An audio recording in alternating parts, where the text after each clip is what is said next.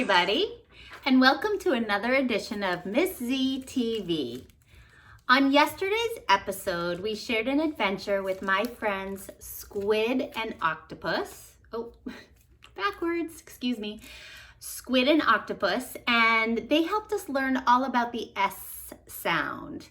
Today, they're going to help us with a different set of sounds, and those sounds are the K and the G sounds. The K sound is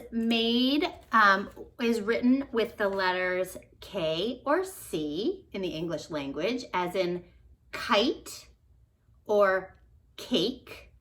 And the G sound is made with the letter G, as in go. So we're going to be speech detectives again today, and we're going to be looking for words that have our target sounds K and G in them today, in a story called The Fortune Cookie.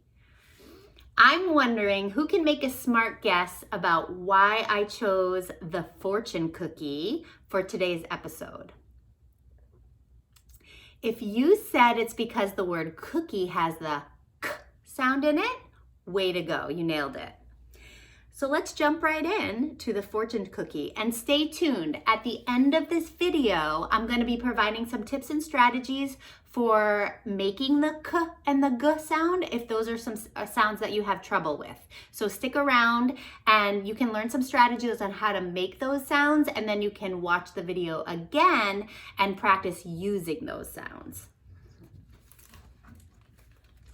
The fortune cookie.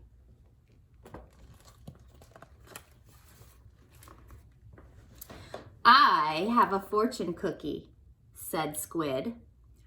Ooh, said Octopus. How exciting. Are you nervous? Why would I be nervous? Asked Squid. Well, the fortune could be good or the fortune could be bad, said Octopus. Until you break the cookie open, there's no way of knowing. Okay, so our job as speech detectives is to look through the text and the illustrations and see how many words we can find that have our K and our G sounds. So get your pens and paper out, and if you want to add to your list at the end of this video, go ahead and watch it again and study the illustrations and the text and see if you can add some words. Okay, so the title of our story has the word cookie, which we already talked about, has the K sound, and actually has the K sound in two places, in the beginning and in the middle. And what's interesting about this word is that they're spelled with different letters. You can see the C at the beginning and the K in the middle for the word cookie. And if we go through the text, we can find some additional words that have our sounds. So I remember Squid and Octopus talking about whether a fortune could be good or bad. So the word good starts with what letter? If you said the letter G or the G sound, way to go, you got it. So let's look at the word in the text to see how it's spelled. G-O-O-D. See that G at the beginning? That makes the G sound. Way to go. And if we look around at the illustrations, we can find a lot more words. So for example, it looks like Octopus is making a sculpture out of a rock. What sound do you hear at the end of the word rock? I hear the K sound.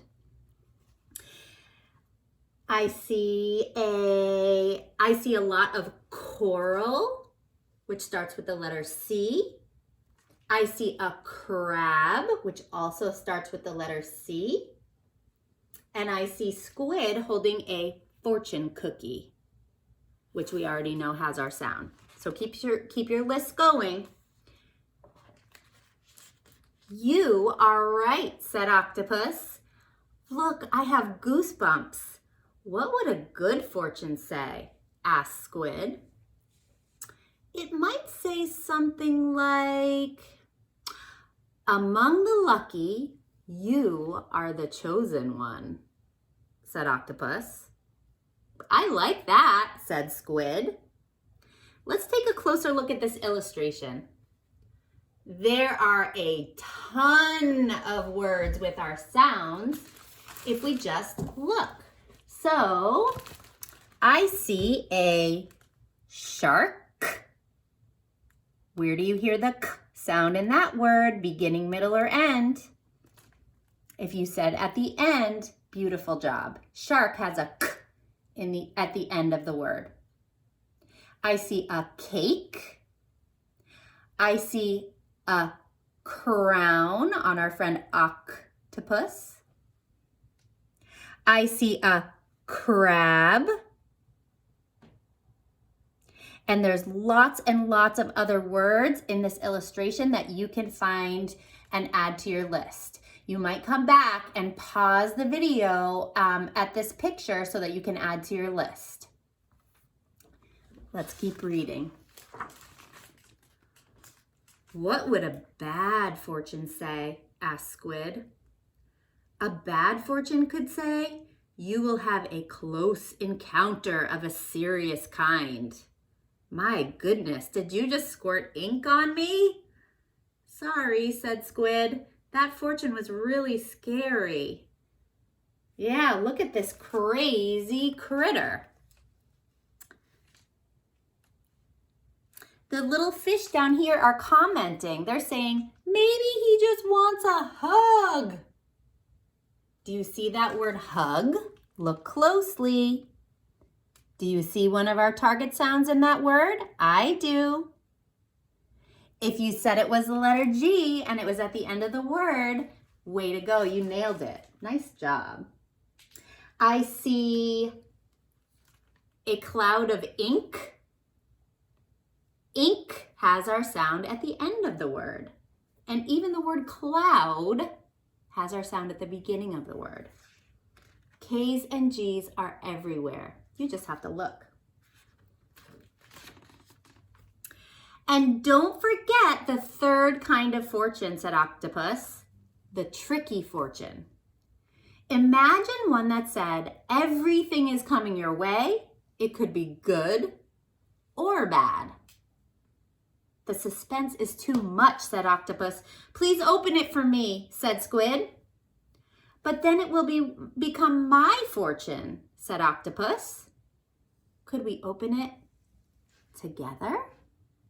Asked Squid. Okay, said Octopus. On the count of 3, count with me. Ready? 1, 2, 3. Oh, I can't turn the page yet. We have to go hunting. All right, we have a beautiful image here to study with tons of different pictures that have our sounds. So I'm going to give you a few, but I want you to find your own as well. We have a unicorn.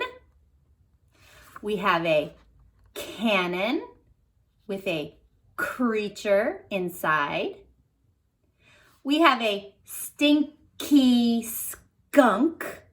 Double points for that one. We got 2 words with our k sound. Stinky and skunk. What about these guys? What do you call these guys? You got it, carrots. Where is the k sound in the word carrots? You're right, it's in the beginning. Clouds, snake. Keep hunting and add to that list. You're doing a beautiful job finding our words with our sounds. Together, Octopus and Squid cracked open the cookie. Right there, that's a great sentence to practice. It has so many k sounds. They cracked open the cookie. The fortune floated out. It read, true friends are friends for always. Oh, that is a very good fortune, said Squid. Octopus agreed. And you know what? I agree too. In fact, even though I haven't been able to see my friends in person, we are staying connected on the phone and through email. And one of my good friends happens to be an incredible teacher. Her name is Miss Suzanne. And because I'm staying in communication with her, she shared this amazing tip to put sticky notes on the pages of the books that I read to you to make it easier to turn the pages and make your listening experience better. So I encourage you to keep in touch with your friends, even if you can't see them in person. We really need to stay connected right now. So with that, we're going to talk about some quick strategies for learning how to make the k and the g sounds, if those are tricky sounds for you. Okay, so the first tip I have for you involves a tool. And this is something you are going to need to talk to your parents about because this requires some supervision. So ask your parents what they have around the house that could help you, something that you could put onto your tongue. I'm just using a fork right now from my lunch to gently hold the tip of my tongue down so that it doesn't pop up and make the t sound instead of the k sound.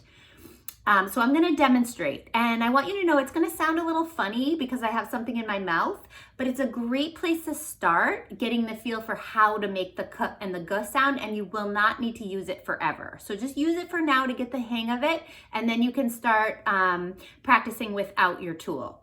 I rest the back of my fork on the tip of my tongue. You can use a popsicle stick, you can use a spoon, you could use a lollipop, but again, make sure that your parents are supervising this because you're putting something in your mouth and you want to make sure that you're being safe. Here we go. By holding that tool on the tip of my tongue, I'm preventing the tip from popping up, and I'm letting only the back of my tongue come up to make the k sound. Or I can say g, g, g. And once I get really good at that, I can start practicing those sounds in words like key or go. Here's another tip for you. If you want to get the feel for where the sound, the K and the G sound are made, it helps to just do a fake cough. Because when you cough, that's the exact same place that the K and the G are made. So just doing a fake cough will give you the feel for where your tongue should be when you're making the K and the G sound. The third tip I have for you is to use gravity in your favor. So the way to do this is to lie on your back. And by lying on your back, gravity is helping to pull your tongue up in the back and just makes it a little bit easier to say those sounds. So I can lay on my back and I can say the k, k, k and the g, g, g sound. And once I get good at that, I can start saying them in words like this. K, k, k. G, g, g. Key, key, key. Go, go, go. So, now that you have some tips and strategies, have fun, happy practicing, try them out. Just know that at the beginning it might feel a little bit awkward and the sound might not come out right the first time, but if you stick with it, you're gonna get it. And I cannot wait to see my students when we're back in school who have practiced this sound and who are getting better and better and better at not just this sound, but all of the sounds that my students are practicing. Have a beautiful day. I love you guys, and I cannot wait to see you again for the next episode of Miss Z TV.